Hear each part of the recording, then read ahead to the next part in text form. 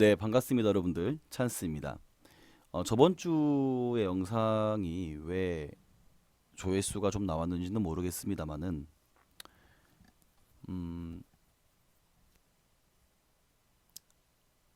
어떤 부분부터 말씀을 드릴까요? 일단, 네, 숏 포지션 잡았던 부분 좀 볼까요? 지금 보이고 있는 계약은 장 시작하기 전에 여기서 네, 잡았던 계약들이고요. 이전에 매매를 했던 내용을 보시면, 그때 옵션은 3배까지 올라갔다가 위클리 옵션 만기일 때 깡통 됐습니다. 그래서 뭐 돈이 날아갔고요. 여러분들에게 아마 2월 6일자 숏 계약은 익절을 했던 거를 보여드린 것 같고, 그 다음에 이제 추가적으로 상단에서 다시 대응을 했는데, 네, 뭐 거의 본전 탈출을 했고요.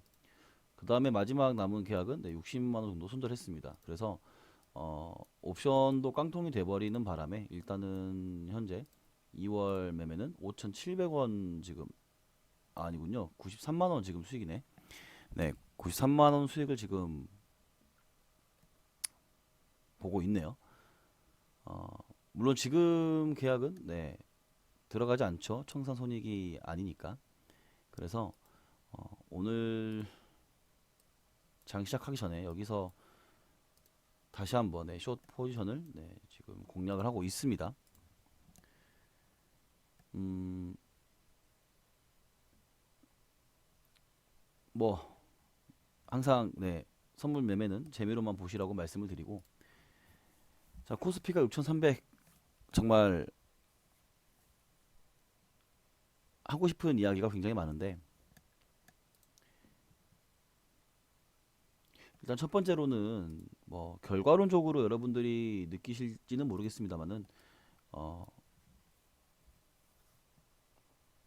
감히 말씀드리자면 제가 이야기했던 대형주들, 이 녀석들은 시장이 조금만 반등을 하던지 아니면 박스권을 그리더라도 시총을 키울 수 있는 움직임을 보이던 녀석들이었어요. 물론 이제 결과론적으로 시장이 올랐기 때문에 이제 급등의 형태로 올라간 건 있지만, 또는 잘 오른 것도 있지만, 그리고 이보다 더 많이 오른 종목들도 많지만, 혹시나 주식 트레이딩을 이제 대형주로 하시려는 분들, 중대형주로 하시려는 분들은 왜 제가 24년도 말에 이런 대형주들을 컨택했는지를 공부하시면 좀 좋을 것 같습니다. 개인적으로. 물론 하이닉스 잡았으면 좋았겠죠. 삼성전자 잡았으면 좋았겠죠. 그런데 굳이 제가 또 이런 종목들을 이 시기에 골랐던 이유가 있겠죠. 어떤 근거에 의해서. 거기다가 지금 제가 5개월 전이니까 한 10월 정도에 아마 아직 시장은 상승 기운이 남아 있다라고 말씀을 드렸을 거고, 이때가 아마 4,000포인트 정도 됐을 거예요. 그리고 저희 변액보험은 이제 4,400포인트 정도에서 4,420포인트에서 일단은 익절을 했는데, 뭐 지금 시장 상승이 너무 많이 올라 버려서 좀 네, 변액보험 가입하신 분들께 좀 죄송한 마음이 좀 들기도 하네요. 원래 이렇게까지 저도 바랬던 건 아닌데 어쨌든. 그리고 3주 전에도 마찬가지로 아직 시장은 하락이라고 보기에는 좀 힘들지 않을까, 네, 이렇게 말씀을 좀 드렸죠. 물론 이제 미국장이 계속해서 제가 이제 숏을 공략하는 이유가 있겠습니다만은 이러다가도 또 4년, 5년 전이죠. 네, 4년 반 전에 청산을 당했던, 열심히 1년 동안 10배를 만들었던 네, 그 선물 계좌를 청산 당했던 부분이 있었기 때문에 그 기억을 네, 발판 삼아서 굉장히 이제 타이트하게, 그리고 굉장히 조심조심스럽게 선물 매매는 하고 있습니다. 그래서 보시면 아시겠지만 최대한 기다렸다가 제가 대응할 수 있는 영역에서만 네, 대응을 합니다. 그리고 어, 선물은 짧게 짧게 보죠. 딱 정말로 승률이 높을 자리. 왜냐면 이제 차월물로 넘어가 버리게 되면 롤오버를 해야 되는데 사실 개미가 롤오버를 하기엔 좀 비용도 부담이 되고 짧게 짧게 정말 대응할 수 있는 영역에서만 네, 매매를 하는 거고 조금 더 이제 러프하게 보려면 이제 인버스 ETF나 이렇게 공략을 하겠지만 어쨌든 선물 매매는 따라하지 마시고요. 이게 해지와 리스크 해지와 이 숏으로 여러분들이 도파민을 가져가는 이 도박의 영역이라고 해야 될까요? 희망의 영역, 뭐 무지성 매수 영역을 잘 나누셨으면 좋겠어요. 제가 곧버스의 눈물이라고 영상을 올려드렸습니다마는 1월 29일에 사실 변액연금에 가입하신 분들에게 이제 뭐 카톡으로도 개별적으로 말씀을 드렸습니다마는 영상으로도 또 이제 남겨드리긴 하거든요. 5,700포인트까지 올라갈 거다라고 제가 네, 체크를 해둔 영상 중에 한 화면인데 1월 29일에요. 물론 6,000포인트는 저도 네, 감히 예상 못했습니다. 아무래도 삼성전자나 하이닉스의 선물과 옵션 파생에 이제 마진 콜들이 터지면서 이제 결국 시장을 다시 더 급등시키는 요인이 됐을 거라고 분명히 높은 확률로 생각합니다만은 곧버스 또는 숏 포지션을 잡을 때는요 분명히 손절 라인이 있어야 됩니다. 그리고 들어가야 되는 개인들이 곧버스로 해칭해야 되는 그런 형태가 있어요. 차트 형태가 또는 차트의 타이밍이 있습니다. 그렇게 하지 않으면 곧버스로 결국에는 지금 물려버리죠. 불과 한 달 전에 430원 네, 이런 가격이었는데 지금 거의 마이너스 50% 가깝게 만들어지고 있기 때문에 50% 마이너스면은 100% 수익을 내야 되거든요. 그러면은 뭐 복리로 움직이니까 뭐 어떻게 될지 모르겠습니다만 단순 계산으로 본다면 시장이 네, 50%가 빠져야겠죠. 물론 10% 빠지고 10% 빠지면은 복리가 되면서 조금 더 이제 곧버스 가격이 껑충껑충 뛰겠습니다만은 이제 그런 생각으로 여러분들이 곧버스를 네, 공략하시는 분들이 많겠죠. 급락이 나올 수 있겠다. 급락이 나오겠다. 희망사항입니다. 개인들은 곧버스를 그렇게 네, 매수하시면 안 돼요. 곧버스로 어떻게든 수익을 낸다라고 생각했을 때 최소한 곧버스를 이용하는 건 이제 파생이나 옵션의 선물이나 옵션 같은 파생 영역을 이제 전문 투자자 자격으로 등록을 해야 뭐 교육도 듣고 해야 어, 파생을 할 수 있는 걸로 제가 기억하는데 저는 너무 오래돼서 원래는 ETF도 네, 이런 레버리지 파생 ETF도 원래는 그냥 됐었어요. 그런데 이제 20년도 코로나 때 이후로 이 원유 WTI 원유가 이제 마이너스 유가를 가면서 20년도에 20년도 4월에 그때 이제 뭐 상장 폐지니 뭐니 하면서 또 워낙 소형 ETF도 아니고 ETN들이 괴리율이 막 2배, 3배 벌어지다 보니까 그 리스크가 아무래도 크다 보니까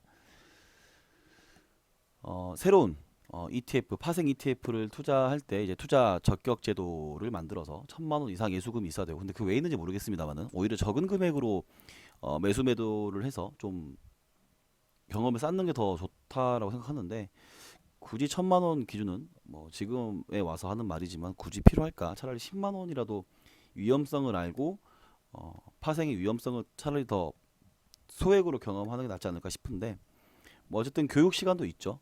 그만큼 이 파생 상품, 곧버스라든지 이런 파생 상품에 대해서 이해도가 또는 활용도가 개인들에게 있어서 오히려 독이 되고 있다는 생각이 듭니다. 기본적으로 이렇게 시장이 급등을 하면 현물을 들고 있으면서 이제 옵션이나 레버리지가 많은 선물 같은 경우는 워낙 이제 위험하기 때문에 이 인버스나 곧버스 ETF를 어느 정도 해지하는 용도로 포트폴리오에 담아가는 과정으로 가져가셔야 되는데, 그래서 이렇게 이제 비중 조절을 해야 되는데, 이제 개인분들은 이 몰빵을 하죠. 정확한 타이밍에 맞춰서 음, 네, 말도 안 됩니다. 저도 처음에는 그렇게 시작했다가 깡통 많이 찼습니다. 주식도 그렇고. 제가 타이밍에 신인 줄 알았어요. 하지만 절대 제 생각처럼 움직이지 않기 때문에 예측보다 중요한 게 대응이거든요. 내가 틀렸을 수 있겠다. 그러면 비중을 줄이고 다시 이제 기회를 보는 그런 트레이딩을 하셔야 됩니다.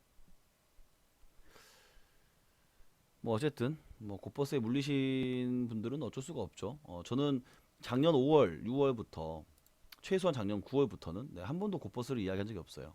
한 번도. 코스피도 그렇고요. 코스닥도 그렇고요.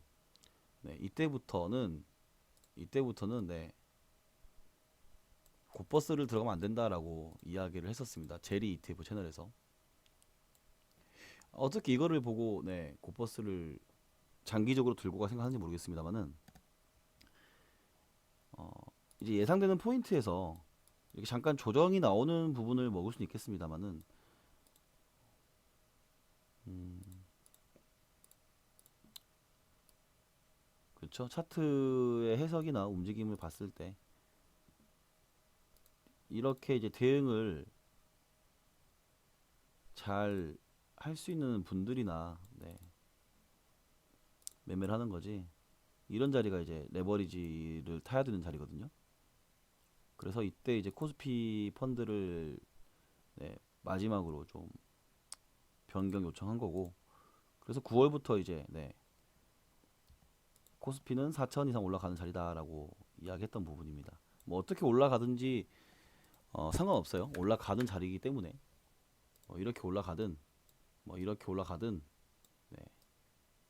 그래서 이제 이런 움직임에 따라서 우리가 어, 대응을 하는 것뿐이다. 어떻게 올라가는지는 시장이 정하는 거죠. 저희가 뭐 급등주를 항상 잡을 수 없듯이 뭐 시장이 언제 급등할지는 모르는 겁니다.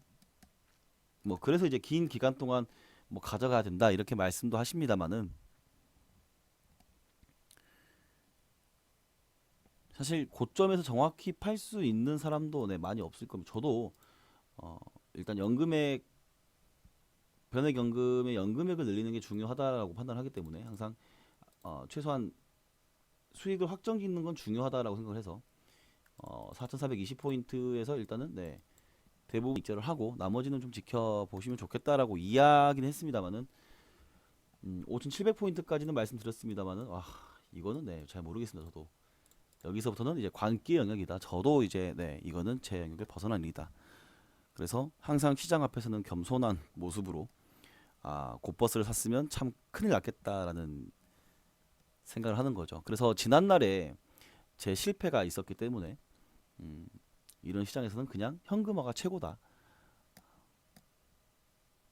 시장을 계속해서 바라보고 지켜보고 있으면 또 언젠가는 네, 좋은 기회가 오겠죠. 어떻게든. 다만 이제 네, 미국 선물은 충분히 제가 대응할 수 있는 자리였기 때문에 뭐 여기 고점 손절 잡으면 되는 거였거든요. 25,500포인트를 제가 25,505포인트 여기를 지금 저항으로 잡아놨기 때문에 그래서 이런 자리에서 제가 이제 다시 숏을 다시 재공략하는 거고, 여러분들도 네, 선물 매매 다시 한번 말씀드리지만 재미로만 보시고 대신에 제가 이제 어떤 전략을 가지고 대응을 어떻게 하려고 하는지를 말씀을 드리는 부분이 있잖아요. 트레이딩을 하시거나 시장 대응을 하시려는 분들은 예측이나 허무맹랑한 희망이 아니라 항상 대응을 해서 내가 틀릴 수도 있다라는 겸손을 가지고 안정적인 투자하시길 바라겠습니다. 감사합니다.